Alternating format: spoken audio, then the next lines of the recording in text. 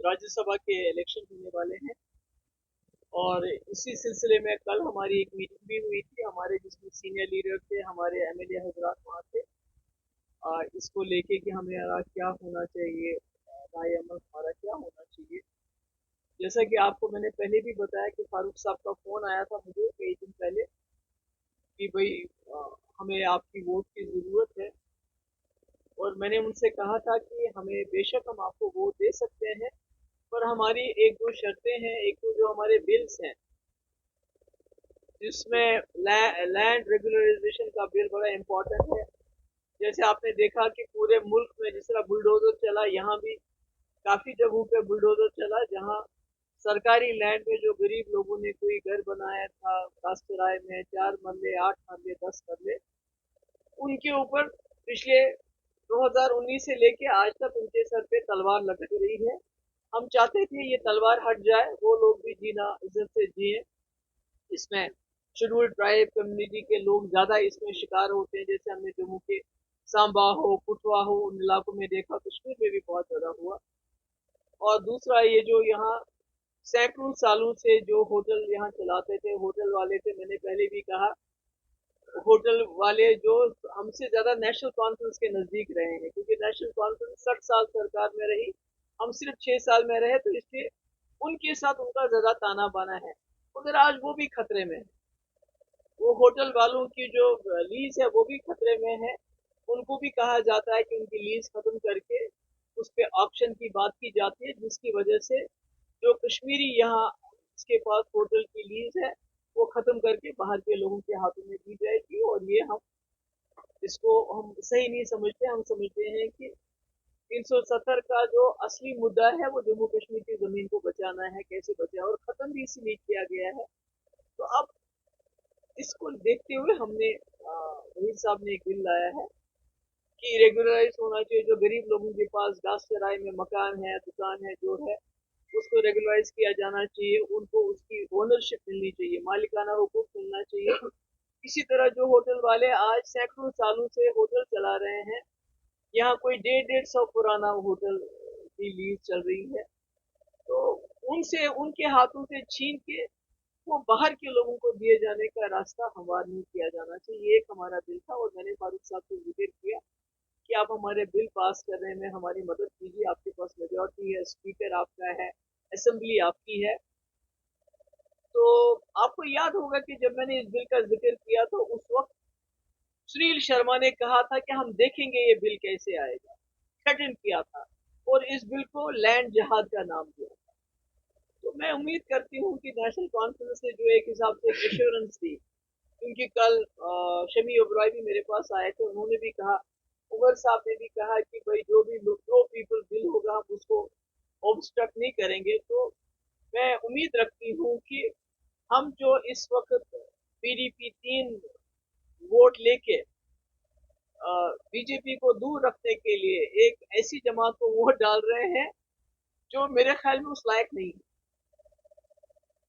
क्योंकि हम ये सोच के वोट डाल रहे हैं कि हम चाहते हैं कि जो फासिस्ट फोर्सेस हैं, कम्युनल फोर्सेस हैं, उनको किसी भी कीमत पे रोक लेना है। मगर ये लोग ऐसा नहीं सोचते। ये वक्तन फवक्तन जब पीएचडी हमने बनाई कि हम जम्मू कश्मीर को एक यकजहती यकजा करके रखेंगे, एक कलेक्टिव लीडरशिप देंगे, ताकि जो आने वाला मुसीबत है बीजेपी की तरफ से उसका मुकाबला कर सके, उसको भी तोड़ दिया जब इनको अपने लगा कि इसमें फायदा नहीं है। आज जबकि इंडिया अलायंस का ये हिस्सा है और कांग्रेस सबसे बड़ी पार्टी है, और कांग्रेस वाहिद ऐसी पार्टी है जिसका लीडर वाहिद राहुल गांधी जी इस वक्त पूरे मुल्क के अंदर मुकाबला कर रहे हैं बीजेपी से। तो इन्होंने उनको भी राज्यसभा से बाहर रखा इस वक्त। एक सीट क्या चीज होती है, यानी मेरे कहने का मतलब है ये इस लायक तो नहीं है कि इन पे भरोसा भी किया जाए, इनको वोट भी दिया जाए। और चूंकि हमारा मकसद बड़ा है, जैसे पीएचडी बनाते वक्त मेरा मकसद बड़ा था कि हम मिलजुल के जम्मू कश्मीर की हिफाजत करेंगे, यहाँ के लोगों के हुकूक की। और उसके बाद इंडिया अलायंस आज जो है वो भी बहुत बड़ी लड़ाई लड़ रही है, तो इसलिए हमने फैसला किया है हम वोट देंगे। और दूसरा हमारा बिल है डेली वेजेस का, जो आपने देखा कई दिनों से वो हड़ताल पे हैं, जम्मू में भी, कश्मीर में भी, और बेचारे बड़े गरीब लोग हैं। और पूरा जो निज़ाम है, चाहे पीएचई हो, आरएनबी हो, इरिगेशन हो, हेल्थ हो, एजुकेशन हो, कोई भी डिपार्टमेंट देख लीजिए, 20 20 25 25 साल से ये बहुत ही मामूली रकम पे काम करते हैं और कई लोगों को तनख्वाह भी नहीं मिलती है। और ये वजह थी, मैंने अपने दौर में इनका बायोमेट्रिक करवाया था और मैंने एसआरओ भी लाया था इनको रेगुलराइज करने के लिए, तो सरकार के लिए। तो आज हमने इन दो बिल्स के ऊपर हम फिर से एक बार नेशनल कॉन्फ्रेंस पे भरोसा कर रहे हैं कि इन्होंने जो हमें वर्ड दिया है, खासकर फारूक साहब ने जो वर्ड दिया है और जिसको कल शमी ओबराय ने दोहराया, उसका पास करते हुए ये दोनों बिल हमारे असेंबली में पास करेंगे और ताकि लैंड राइट बिल पास हो, लोगों को मालिकाना हुकूक मिले, जो गरीब लोग हैं या जो होटल वाले हैं और जो डेली वेजर्स हैं वो रेगुलराइज हो जाए। और दूसरी हमारी बात यह है कि हम चाहते हैं कि हमारे जो 3 वोट हैं बहुत कम है पर बहुत माने रखते हैं, ये हम थर्ड जो प्रेफरेंस है उसमें दे देंगे, यानी शबी ओबरॉय को देंगे, हम फोर्थ में नहीं देंगे। क्योंकि फोर्थ सीट जब ये हार जाएंगे तो सारा इल्जाम पीडीपी के ऊपर लगाया जाएगा कि पीडीपी ने कोई गड़बड़ कर दी। तो इसलिए हमारी उनसे गुजारिश है कि हमने आपको सपोर्ट देना है, मगर जो हम वोट डालेंगे वो हम शबी ओबराय के उसको प्रेफरेंस देंगे, हम फोर्थ में नहीं देंगे। आप अपने वोट उनको डाइवर्ट कर लीजिए फोर्थ सीट में, पर हम थर्ड सीट में आपका सपोर्ट करेंगे। क्योंकि हम नहीं चाहते हैं कि कल को अगर फोर्थ सीट बीजेपी जीत जाती है और हार जाते हैं तो आप जो अपनी नाकामी का जो है टोकरा हमारे सर पे फोड़े। तो that's it.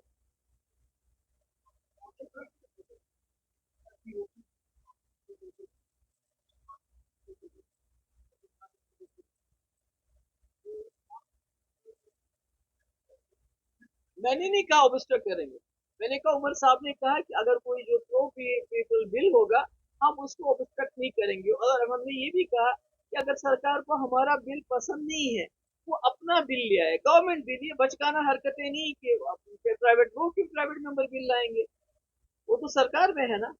Private member bill तो हम लाएंगे ना, हम अपोजिशन में। वो तो अगर वो कोई चीज करना चाहते हैं तो गवर्नमेंट बिल लाए, हम भी सपोर्ट करेंगे, या हमारे बिल का सपोर्ट करें या अपना बिल ला के हमारा सपोर्ट करें।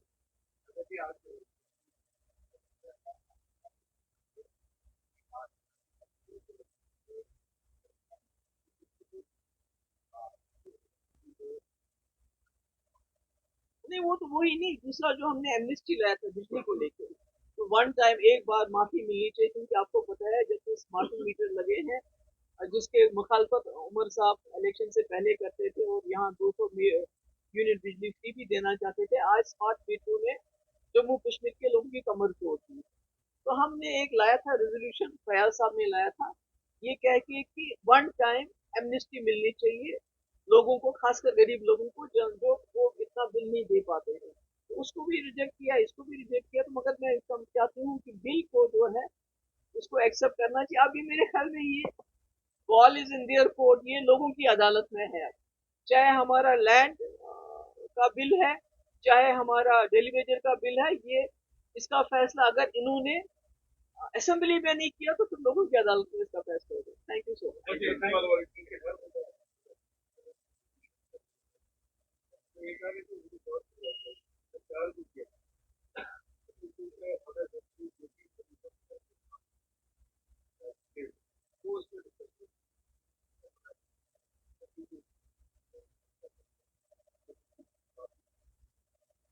नहीं देखिए, मैं तो नहीं कहती हूँ कि ऐसी कोई बात है, कोई चीज डिस्कस नहीं होती है।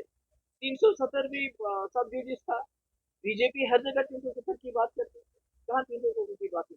बाबरी मस्जिद सब ड्यूटीज था, हर इलेक्शन में वो बाबरी मस्जिद की बात करते थे। मेरे ख्याल में ये कन्वीनियंस की बात है। दूसरी बात मैं स्पीकर साहब से गुजारिश करना चाहती हूँ कि जो पिछला 2024 का इलेक्शन नेशनल कॉन्फ्रेंस से पीडीपी या किसी जमात ने लड़ा, तो हमने लड़ा फ्रीडम ऑफ एक्सप्रेशन, यानी लोगों को अपनी बात कहने का हक दिया देंगे हम जब हम सरकार बनाएंगे या असेंबली में आएंगे।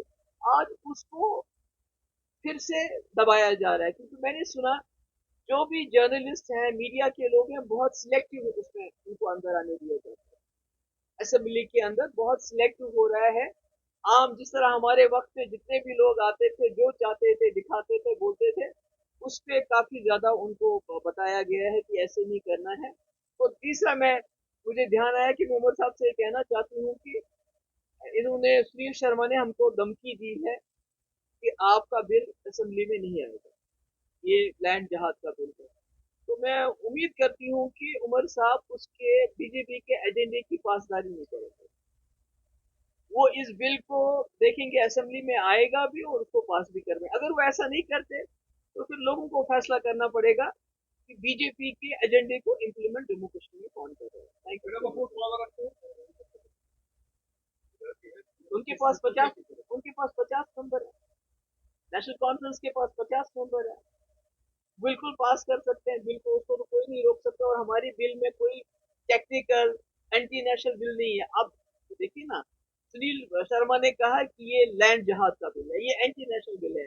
तो अगर उमर साहब भी ऐसा समझते हैं, हमारे स्पीकर साहब भी ऐसा समझते हैं, तो वो और बात है। तो इसका मतलब कि कहीं ना कहीं जो कांग्रेस को राज्यसभा से बाहर रखा गया, किसके एजेंडे की ऊपर उनको रखा गया था, तो सोचने वाली बात है। और अगर आज हमारा लैंड का बिल बाहर रखा जाए, उसको वोट नहीं किया जाए, तो इसका मतलब है कि जो सुनील शर्मा ने धमकी दी उसको नेशनल कॉन्फ्रेंस पूरा करेंगे। सीधी बात है। Thank you.